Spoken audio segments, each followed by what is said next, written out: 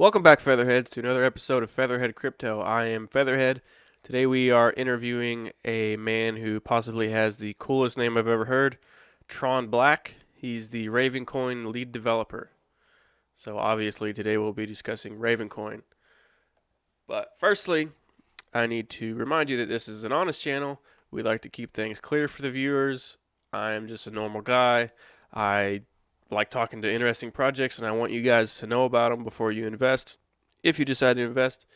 And when it comes to investing, I have to say this most annoying phrase: I am not a financial advisor, neither is anyone that comes on this show. I will suggest only investing what you're willing to lose, and I'll leave it at that. So I hope you enjoyed today's show. Let's see here. If you like the channel, give us a like.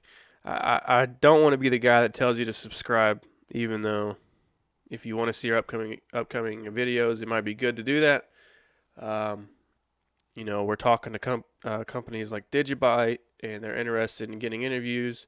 Even John McAfee's team, which they're in the Bahamas right now, so the connection's kind of iffy. So we may have to schedule that for another later date, as well as some more for Blockchain Success Series. We have some very successful people coming on the show very soon, so that's something to look forward to. But to get into our show today, we will be talking to Ravencoin. Tron Black should be a very interesting conversation, and I hope you enjoy it. What's up, guys? I'm here with Tron Black from Ravencoin. He's the lead developer. How you doing, Tron? I'm doing well. How are you doing? Doing good. So, Good. Firstly, where are you having this interview from? I'm actually on a ship, middle of the Tasman Sea, so there may be a little bit of a lag. Oh, that's pretty cool. Are you on a cruise or? Yeah. Okay, that's pretty cool. So, firstly, I have to say that Tron Black is probably one of the coolest names I've ever heard of in my life. Well, thanks. I won't ask if it was given to you at birth or not, but you can answer it if you want to. Oh, absolutely. It was given to me at birth. That is my real name. My dad was a chemical engineer, and so Electron, he took the Tron part. That is incredible. Me and my fiance are talking about having children, and I may have to steal that one. We were talking about what names to give them, so that's pretty cool. Okay. I'd be honored. All right, so could you tell us a little bit about yourself and how you got involved with cryptocurrency?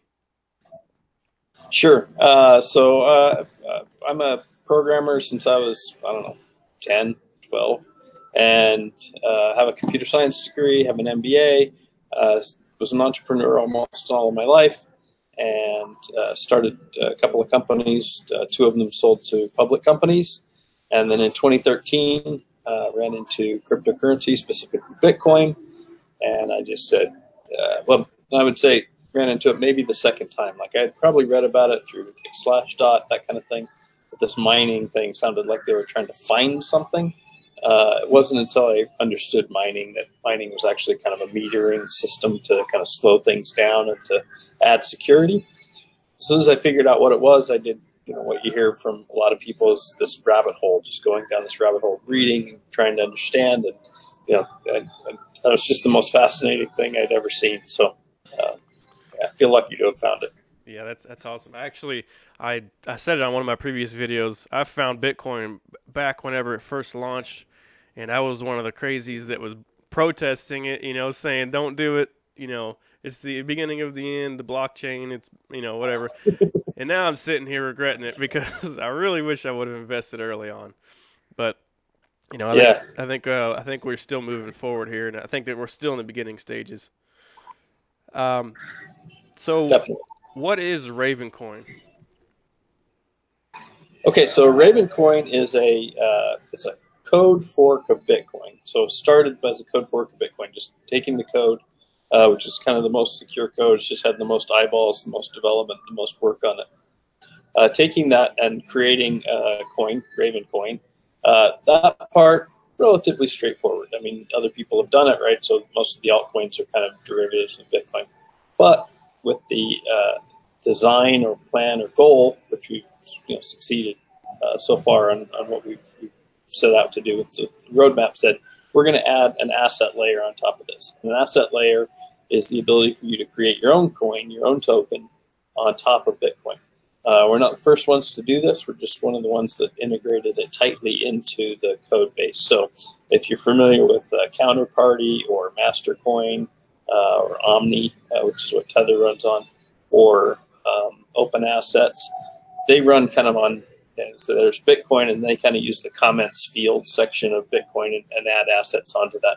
So that same model, this idea of putting into the coin the ability to create your own token, create your own asset, we're just building that in. And then on top of that, or not really on top of it, integrated in with that, is the ability to do messaging. So be able to send a message to the people who hold your token, the ability to do voting, so to let the people who hold your token vote on something, the ability to send other tokens or Raven to people who hold your token, so that's dividends or rewards. And then most recently, we're doing tags and restricted assets, which is the ability to create a subset of addresses that can hold your token. And that opens up some new possibilities for subscriptions, VIP holders, and security tokens. Yeah, I like the idea of being able to send messages to your token holders. I've been wondering when that was going to be something, and why it never came about long ago, Yep. So where does Ravencoin operate out of? Well, it doesn't, as far as the development or... Well, I or guess the code is, or the... I kind of asked that question prematurely. It kind of ties into... well, let me just get into this next question here, and maybe it'll help out a little bit. Okay. Let me see it. Yeah, I just got the list of questions here, and I just got jumbled up because I just made all these recently.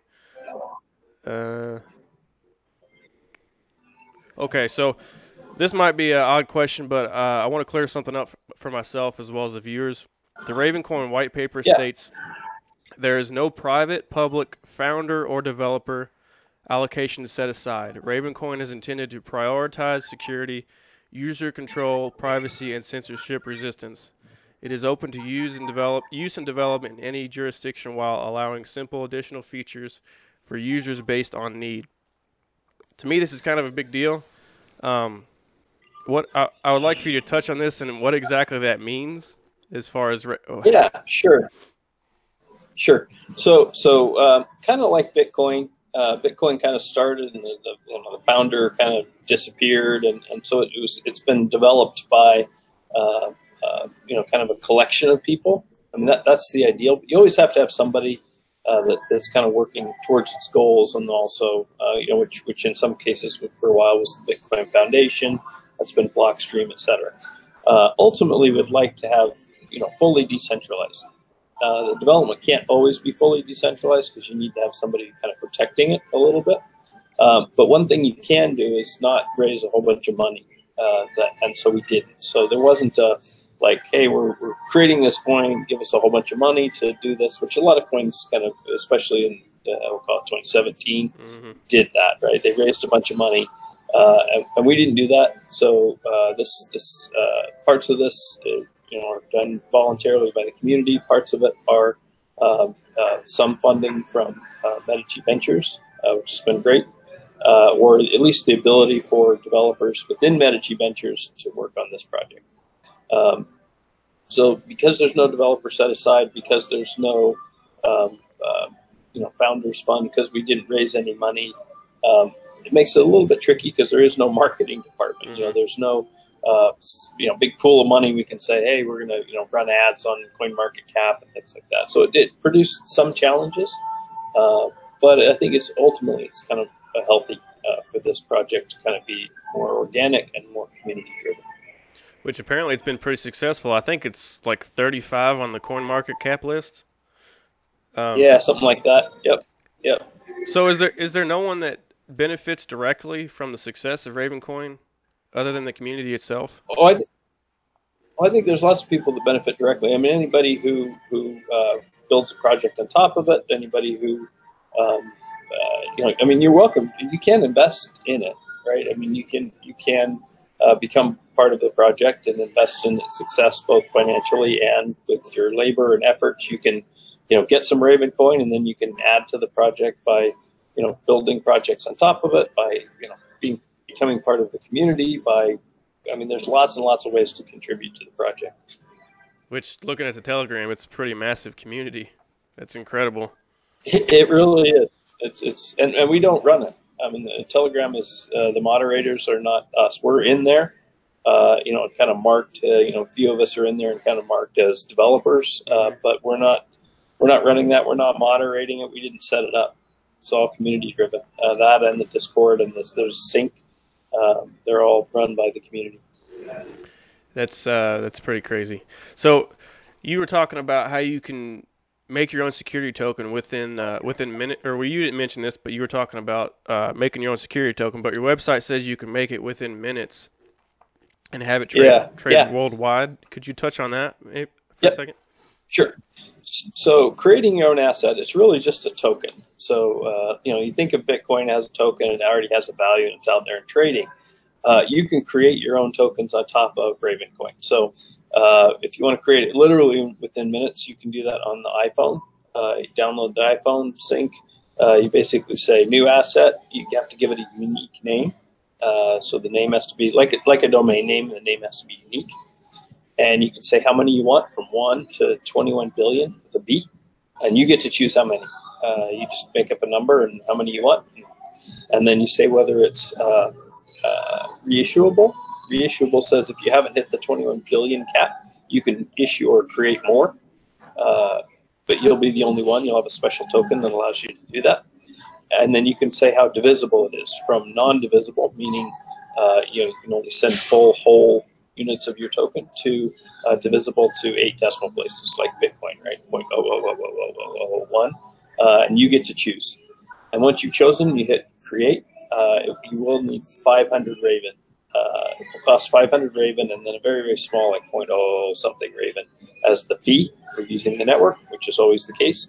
And you'll have those tokens. So now you're the proud owner of 21 billion Bob coin or whatever you've created, and you get to decide what those do or are worth or can be used for.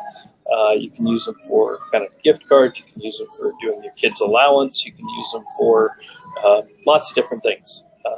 But it's really up to you. We kind of give people ideas and use cases, and we've seen lots of cool ideas.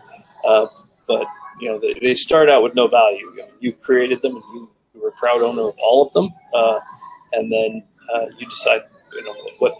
But they're now counterfeit-proof tokens that move like email across the world, and like Bitcoin moves.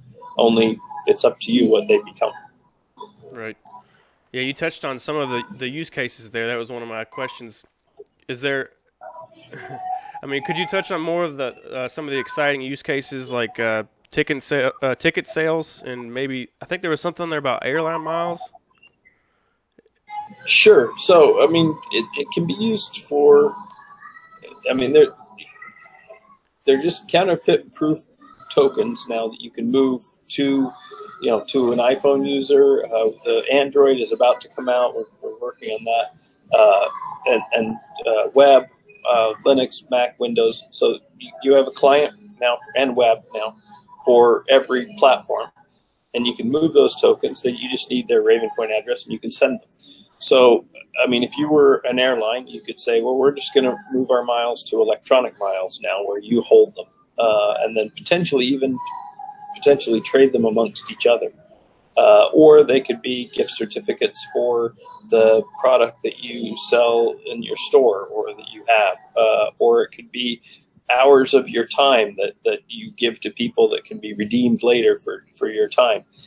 The use cases kind of go on and on. It's just what changed in the world back in, when Bitcoin started, January 3rd of 2009, was the ability to move value via electronic, like email moves. Mm-hmm. And so these tokens have that property that whatever value that are assigned to these tokens can now move. Counterfeit proof tokens can move amongst users kind of without a middleman, without, you're the ones holding them, your keys are securing them, and you're transferring peer-to-peer to somebody else.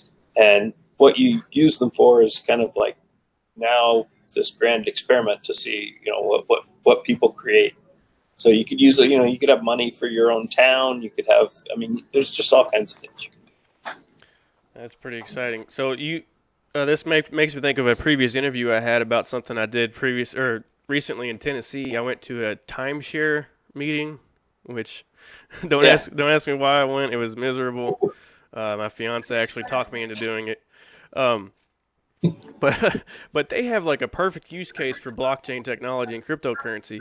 They have things like airline miles, but basically they trade points. Points for these airline miles for their customers. Could they tie into something like Ravencoin and just use that for their business model? Yeah, so I'm familiar with some of the timeshare stuff like WorldMark and things like that have these points, and the points are good for nights in the timeshare, but in their entire network or for different weeks instead of there's other timeshares that are certain weeks. Something like that would be perfect because you could then trade them or sell them, and they could go up in value, down value. That you could put them on Craigslist and things like that, and move them around. So that seems like a good use case. So what is the difference between Ravencoin and Bitcoin? Okay, so Ravencoin, there's two parts to this. Ravencoin is kind of two things, and ultimately will be three things. So Ravencoin, the coin itself, right? So RVN, there's not a lot of difference between Bitcoin and Ravencoin, other than Bitcoin does have a more secure network. I don't want to lie. But ours is growing in security. But it's this. But it has that token has a value. So it's on listed on CoinMarketCap, but you can trade it on Bittrex, you can trade it on Binance, you can trade it on a bunch of different venues. So that's Raven the coin. The technology stack that's on top of that, on top is probably a bad word, integrated tightly within Ravencoin, is this ability to create your own token. And so those tokens are very different from Bitcoin, because the token you create, while you could get a market for it, there's no reason that you couldn't have that be a coin that you've given away to people and then got on Bittrex and Binance and things like that. It's less likely, so for that, those tokens are usually something that you have to kind of give them value. You have to say that, hey, this is worth a pair of alpaca socks at my store, or this is an hour of my time. So there's kind of this linkage between what the token is and what the token it can be redeemed for, typically. Gotcha. Now you may not. I didn't know about this recent spike on the coin itself, but that's not the reason for this show. I'm not like a hype group or anything like that. But I did notice that Ravencoin recently spiked from 1 cent, or roughly 1 cent, to 6 cents. I don't know if you're allowed to discuss this or not. Is there anything that you know about that attributed to that change in price? So all I can do is speculate, just like everybody else. I don't have insider knowledge on any of this. There isn't something that I'm like, oh yeah, I know about this, and it's an insider thing. We did win an award from ADVFN, which is a financial website, and this financial website is not a crypto site, and I suspect that it brought in a larger crowd of people. Right, they give away awards to broker dealers, journalists, financial journalists. They're a fintech, to other fintech things that are outside of crypto. Anyway, this award was won, and that got distributed, and the timing is close. So I think that's part of it. Like I said, we don't have a marketing department, so we're kind of technology based. Hopefully, we hope that eventually people recognize that the technology kind of gives it value, a little bit more like maybe Bitcoin in the very, very, very early days, where it just sort of organically got there. If I had to speculate, I would say it was the ADFN just bringing in more people. We won Most Exciting New Coin, which is kind of a cool award. And so I have a feeling it was probably related to that. Well, of course, I'm not a financial advisor or anything, but I'm pretty sure it just hit all-time high, which is pretty exciting. So I'm interested to see where it goes from here. Does Yeah. Does Ravencoin have any partnerships, or are they working on any partnerships, or would they benefit from any partnerships from anyone? Yes and no. So no one has to talk to us to use Ravencoin. I mean, when I say us, meaning developers or anything like that, right? This is open. The source code is available. You can look at it. You can even make improvements to it, and we'll make sure they're safe. And if they kind of move the project forward, we'll accept those. Submit a pull request, which allows us to see the changes, and we can pull that in. If you need something specific and it doesn't detract from the coin or detract from the roadmap, no one has to talk to us, but they do. And so we are aware of companies. You know, we were approached by exchanges and things like that, which is great. We do have people that we know are building on top of it that have approached us and just said, not asked our permission, but said, hey, this is what we're building. Some of them we can't, have been asked not to talk about yet. Other ones, I'll tweet about them and tell people about them just because it's exciting, and I can do that. I can just say, hey, these projects out there. Mango Farm Assets is one of those, where I think it's a kind of a cool project. They're doing a web wallet and the ability to create assets and stuff right from the web. That was a really cool one. So I would say, yes, it benefits from partnerships. Yes, it benefits from people building on top of it. Yes, it benefits from more community members and more awareness and things like that. Our focus, other than perhaps interviews like this, is primarily like kind of mapping out kind of where we want to go from a technical perspective and kind of working on that. And if anybody wants to help contribute to that, we will accept all help in a heartbeat. Yeah, that's pretty cool. I was looking through the white paper and I saw how you all possibly have a reward system for the users. Could you talk about more about that? I think they're rewarded in Ravencoin, or I can pull. Yeah. So I know what you're talking about. So that's we call it rewards or dividends. What it means is, let's say, I'm going to throw out some examples, and I want to be careful because I don't want to get anybody to get in legal trouble. There are some rules in the U.S. about like saying, hey, here's my token. Come buy my token. You own a share of this. Here's my white paper. This is kind of the difference between an ICO and an STO. If I've followed that too closely. But in short, an ICO, which was happening in 2017, was like, here's my white paper. I haven't built anything yet. Here's my great idea. Come buy some of my tokens. We'll build this, and then you'll be a part owner of this idea. The problem is that's illegal in the U.S. if if they're paying money, there's an expectation of profit. It's relying on the efforts of others, which it is. It's just a white paper. So basically, you can get in trouble for doing some of these things. So I just want to caution people there. But you can also issue these things under an exemption, which is the rules that the SEC says, hey, if you only sell these tokens to somebody who's accredited, which means they have certain wealth level, and I have to say I hate the rules. I just having this arbitrary rule where someone has to be a certain level of wealth, it just really bothers me. I think many people would agree with that. But yeah, it's really frustrating. It's kind of this weird arbitrary line.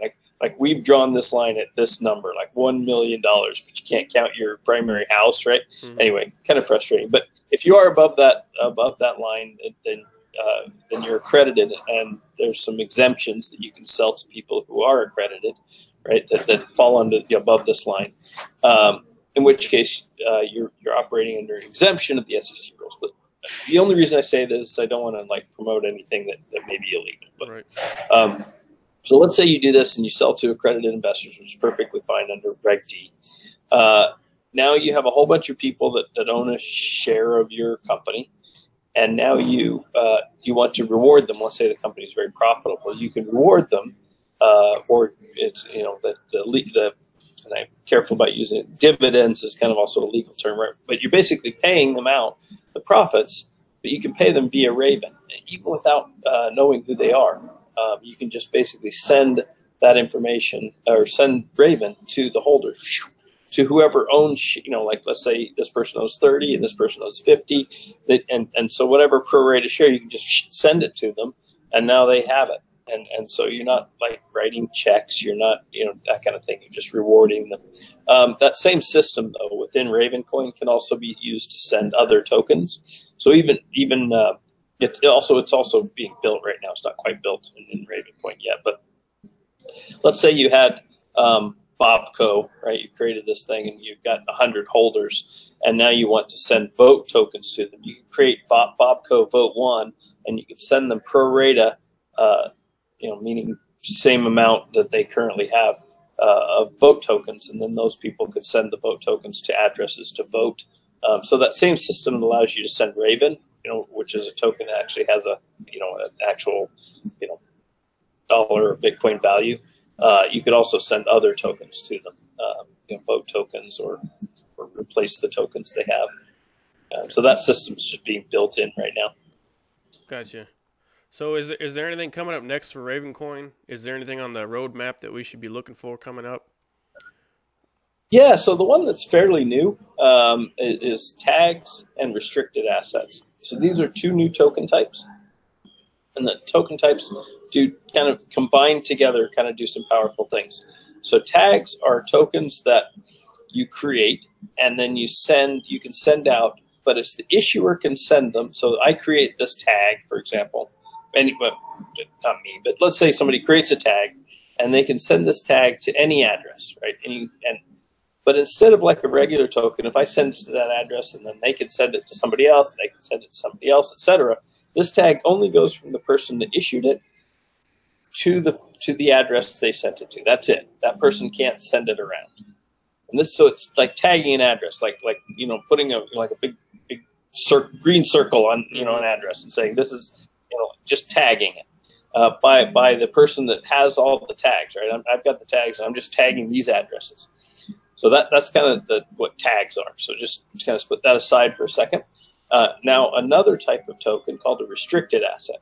So this is like when you said you could just create like Bobcoin, right? And you can now, and it can be sent to anybody, and Bobcoin can be sent next person. So let's say I create $Bobcoin. And so the restricted assets have to start with a $. So $Bobcoin. So I create them, and I say these Bobcoin can only go into addresses that have been tagged with whatever my tag name was. Let's say VIP subscriber. I mean, I'm just making stuff up here, but on the fly. But let's say my tag was called VIP subscriber. So I've sent it to all these addresses where I know that they're VIPs. Maybe they're paying a $10 subscription fee, or maybe they're lifelong friends or whatever. That kind of doesn't matter, right? But I've tagged these addresses, and now this Bobcoin can only move because I've told it that it needs to honor this other tag. It can only move to VIP subscriber tagged addresses. So it kind of creates this subset of addresses that a token is allowed to move among. So it can't move to any address. It stays within this kind of confined set of addresses that have been tagged. And this allows them for a few different things. One, you could create a subscription system, right, where you're paying a $10 credit card subscription, and so your address is tagged, and you get to move all these game pieces and tokens, and play these tag assets that are game pieces, and then you stop subscribing. You still own the game pieces, but now you're kind of like not part of the game. You could sell them, you can get rid of them, but you can't get any more. Or you can have like VIP members that can have that can trade amongst themselves for whatever reason, and I don't want to specify or say what reasons, because those are kind of up to everybody to create. We'll put out use cases and ideas, but then after that, it's just sort of this brainstorming idea of what's possible now. And we've run into a whole bunch of things. And then the other one that's kind of important, and one of the reasons that this idea came about, is with ICOs, we had everybody sending these tokens around, kind of, we'll say illegally, at least in the U.S., right, issuing these tokens. Now we have STOs, which is really an ICO with a big legal wrapper around it. And it says, all right, we need to know, one, who they are, and that they're accredited and things like that. So now you can tag accredited addresses. You can tag with KYC information. Say, hey, the information doesn't go on chain, but we can say, not we, the world at large, right. Whoever's using the system, says, hey, we've got this person's name, we know who they are, we know they're not a terrorist, so we're going to tag this address as good. And now we create a token that can move amongst those addresses where we kind of know that somebody knows who they are.